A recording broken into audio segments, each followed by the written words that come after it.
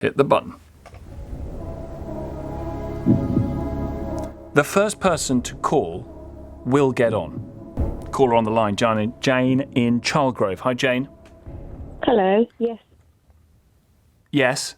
Yeah, I did vote to leave, and gosh, it's the biggest regret I feel I made. And you want another referendum in the next 10 years? Well, I think there's going to be something. I don't know what will happen, but I feel for, all the lies that were told about what was going to happen, and everything just seemed. I mean, the country's just in such a mess now, and.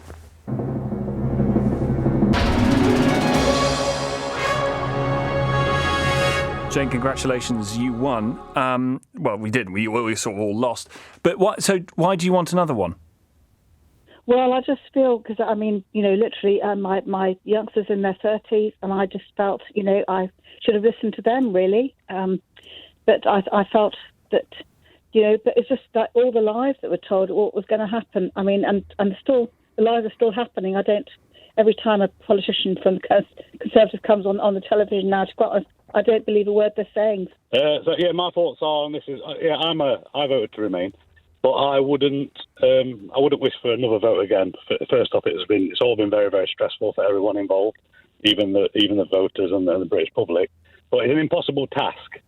No party could have got that through. Europe didn't want us to leave, so they was going to make it as difficult as possible to make us leave, to allow us to leave. And then within the parties of the UK, there's no Remain party and there's no Leave party. There's just fractions within each party. Some people want to remain in a party, some people want to leave in a party. If Labour got in power and said, let's have another referendum, they still would have the same drama as the Conservatives had, because people in that party would also fight against what they were trying to do, and then would just end up in the same cycle. It would just be prolonging it again and again and again. You're right, there would be divisions, but I think it would be much less within the Labour Party about the question of leave or remain, to be honest with you. The Eurosceptic movement is, in the main, a Conservative movement. Yeah, potentially. I voted remain because that was for my reasons. Sure. I can also see why people voted to leave. We're part of a club. Let's call it a club. We're part of something that 28 different countries all have 28 different. 28. We're all different. We all contribute different amounts of money. We all have different. We all have different standards of living. So imagine everyone you're all in the same club, but you all have a different seat to be in that club. But just to come back to your reason as a Remain voter for not wanting another referendum in the next 10 years is political chaos here as a result of even asking the question. We'd have political chaos here, but also Europe would want to ask, the things that they would demand from us would just be ridiculous. We'd basically be giving up all our sovereignty. And we're here now. We're here now. If only we. Sovereignty. Well, it'd be very tough to get out of it anything that benefits us really now. It would be. Let's say the condition was the euro. Yeah, that would be. Yeah, we wouldn't really want that, would we? Otherwise, we'd have took it the first time.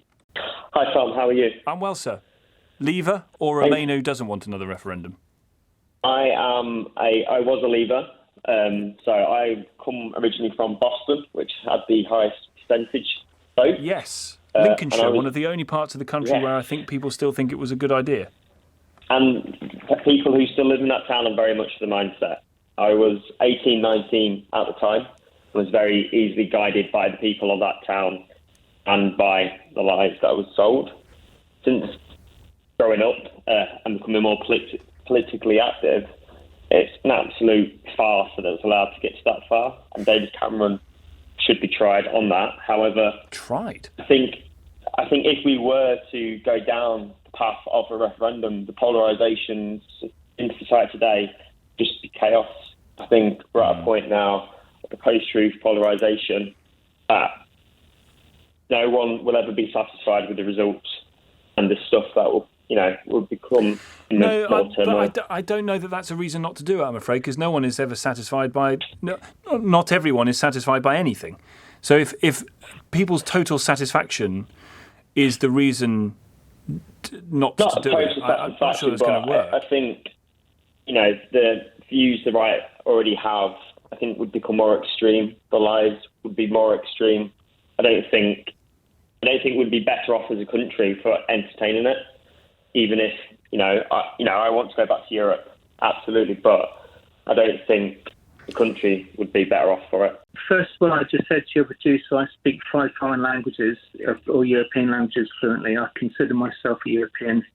I did vote to leave the European Union, however, and I totally regret it. I think we have sold a dead puppy, to be honest.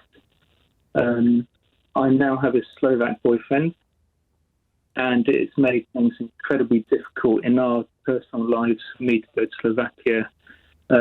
Immigration has increased since Brexit, which we were assured wouldn't happen. And I really regret actually voting for Brexit. Describe to me, Alan, the circumstances in which you think another referendum could happen within the next 10 years, because I can't see it.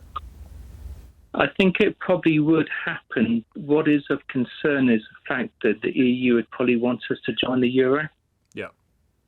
As a prerequisite, and I can't see the British public actually accepting a foreign, or what they would perceive as a foreign currency.